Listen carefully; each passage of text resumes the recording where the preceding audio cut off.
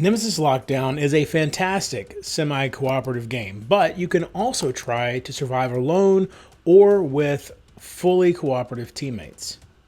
Solo mode uses this special solo/co-op objective deck. At the start of a solo game, draw 2 cards from the deck. As in the regular game, once the first encounter occurs, you will need to choose one of these 2 objectives and discard the other. After placing the active contingency during setup, draw 2 from the neutral pool instead of just 1. The final change for solo mode is that the number of items in each room is reduced by half, rounded up. So in this case, there would be 2 items in the vent control room. And those are all the changes required for solo mode. To win, you must fulfill your objective and survive, just like normal. The fully cooperative mode is intended for players who want to experience Nemesis Lockdown without fear of betrayal from their closest friends.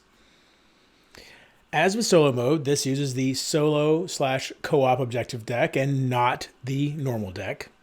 During the setup of the game, 1 objective card per player will be drawn and placed face up for all to see.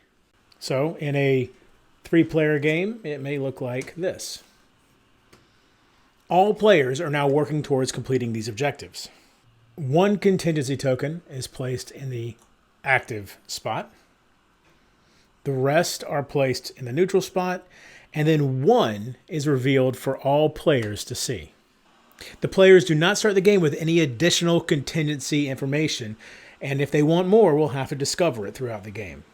As contingency tokens are discovered, though, reveal them and place them in the spot for all players to see.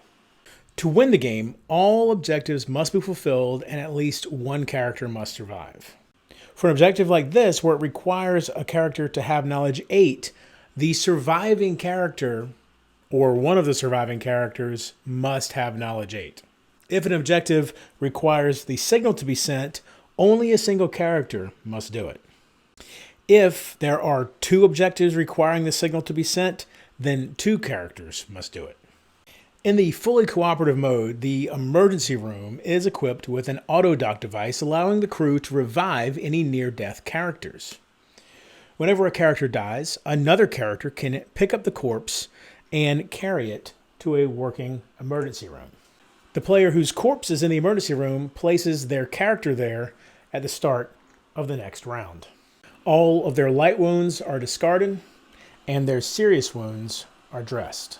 As you might expect, the emergency room cannot revive someone if there is a malfunction token on it. However, it also cannot revive someone if there is an intruder on it.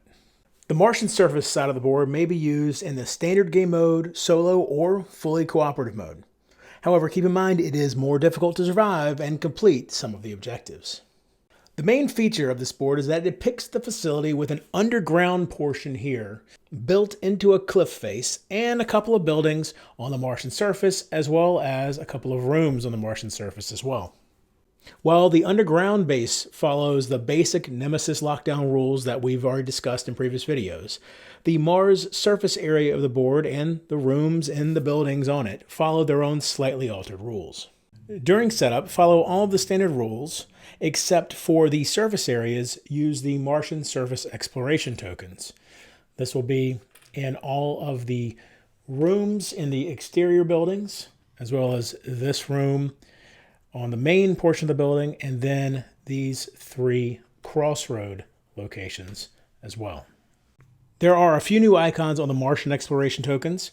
Each of these simply means to draw a card from the corresponding deck, and this means to draw a card from the Martian Surface deck. When drawing a card from the Mars Surface deck, you still will resolve a noise roll as normal after resolving the Mars Surface card. If you happen to reveal a malfunction token for a crossroad, nothing actually happens. Whenever a player is on a surface location and needs to make a noise roll, they will use this Mars Surface die for the roll. These 3 locations are called crossroads. They are a special type of room which cannot have a malfunction or fire marker. Each crossroad is connected through a path. Paths are considered a special type of numberless corridor. Both intruders and characters can move along the paths from one crossroad to the next. Noise markers will never be placed on any path.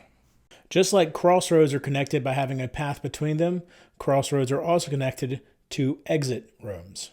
There are a total of 5 exit rooms that lead to the exterior. Here, here, here, here, and here.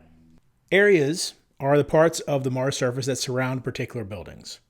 They're marked with these numbers, 1, 2, and 4. Area 3 is not associated with any particular building.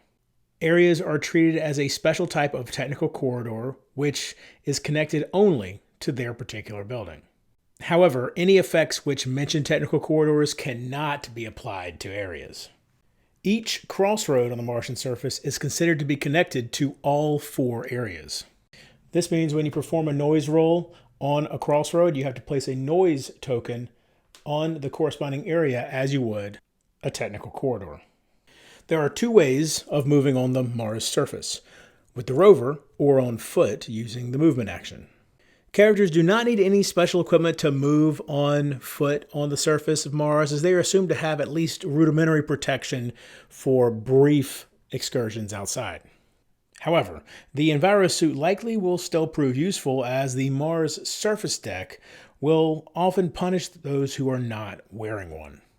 If the rover is at any of the exit rooms, as it is here, a character in that exit room may use it to move to any other exit room in the facility or to escape the facility.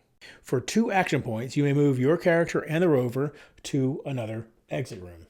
Obviously, in this case, you would then explore the room as normal and resolve all the issues that you find there. However, you do not perform a noise roll in this case. Also, for 2 action points, the player may move the rover to the bunker. The player has managed to escape the facility safely. However, remember that a character in the bunker must be wearing the EnviroSuit. That has not changed. Characters can use the movement action to move from an exit room to a connected crossroad, resolving any exploration tokens that are there. And they can also use their movement to go from one crossroad to another.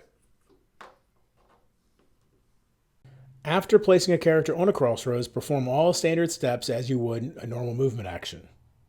This includes resolving any exploration tokens, performing a noise roll, unless of course there's another character or intruder there, and remember that when you make that noise roll, you will use the Martian Surface die. And remember, when you make that noise roll, you will use the Martian Surface die. A building is a cluster of rooms on the surface. They work like other rooms in the facility, with the exception that they do provide some protection based on this symbol here.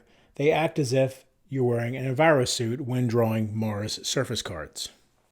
While in a building on the surface, use the Mars surface die just as if you were outside when rolling for noise.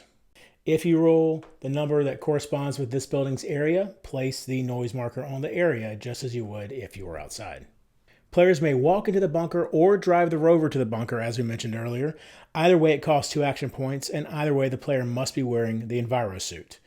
When they move into the bunker, they do still have to perform a noise roll. If an intruder shows up in the room, your attempt to escape fails, and you move back to the crossroad. If no intruder appears, you may escape and move your character to the bunker. The symbols 1 through 4 work just as they do on the normal die. The danger symbol works just as it does as long as the player is in a building. Silence works exactly the same. And if you roll the Mars surface symbol, then you draw a card from the Mars surface deck. When danger is rolled on a crossroads, move all intruders on the Mars surface that are not in buildings or combat to the crossroads where it was rolled. If there are no eligible intruders, place a noise marker on each area that does not have one. As mentioned, this symbol indicates a player must draw and resolve a Mars surface card. The Mars surface cards describe various occurrences which can happen to characters when roaming about the hostile surface of Mars. Each card is divided into 2 parts. The upper part is applied either to all characters currently on the Mars surface or the character who drew the card, depending on the text. unless of course the character has an EnviroSuit item or is in a building. The bottom part of the card applies to characters in a building or wearing an EnviroSuit. And that's everything you need to know to play Nemesis Lockdown solo, cooperatively, and with the Martian Surface board. Be sure to check out upcoming videos for Tiny Epic Dungeons, Waste Nights, and Anno 1800. Also, be sure to check out the video in the top right of your screen right now to enter a contest where we're giving away 4 games. And until next time, if you're bored online, board offline.